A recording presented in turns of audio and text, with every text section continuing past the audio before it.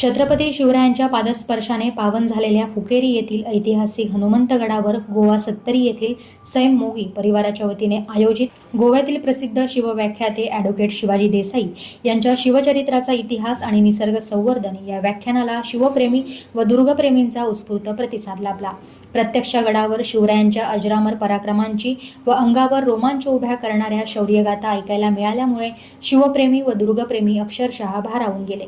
प्रारंभी या गडावर जाताना ॲडव्होकेट शिवाजी देसाई व इतर मान्यवरांच्या हस्ते फुकेरी येथील माऊली मंदिर परिसरात वृक्षारोपण करण्यात आलं। त्यानंतर माऊली मंदिरापासून जंगल वाटेनं हनुमंतगड पदभ्रमण मोहिमेला सुरुवात झाली। हिरवाईने नटलेला परिसर, जंगलातील जैवविविधता आणि ऐतिहासिक हनुमानगडाचा अनुभव घेत दुर्गवीरांनी गडावरील पदभ्रमणाचा आनंद लुटला। हे गडकोट ज्यावेळी बांधले गेले त्यावेळी आपल्या मावळ्यांनी किती मोठी कामगिरी केली होती हा विचार करा। रात्रीचा दिवसाचा कशाचाही विचार त्यावेळी त्यांनी केला नव्हता आणि आमच्यासाठी हे दुर्ग बांधले। लक्षात ठेवा, आमच्या मावळ्यांनी त्यावेळी छत्रपती शिवरायांनी स्वतः 111 किल्ले बांधले, 111। पण छत्रपती शिवरायांनी जे किल्ले बांधले त्या किल्ल्यावरती कधीच स्वतःचं नाव त्यांनी दिलेलं नाही। मी स्वतः अनेक किल्ल्यावरती जात असतो, तुमच्यासारख्या मुलांमध्ये मी संवाद साधण्याचा नेहमी प्रयत्न करतो। तुम्ही हे समजून का घेतलं पाहिजे? हे अशासाठी घेतलं पाहिजे कारण या ठिकाणी जे सामर्थ्य आहे ते तुम्हाला इथे आल्यावर कळतं, इथे आल्यावरती समजतं। वयाच्या अवघ्या 13व्या-14व्या वर्षी छत्रपती शिवरायांनी हिंदवी स्वराज्याची शपथ घेतली। ज्यावेळी शिवरायांनी शपथ घेतली त्यावेळेचा जरा काळ आठवून पहा। त्यावेळेचा काळ कसा होता?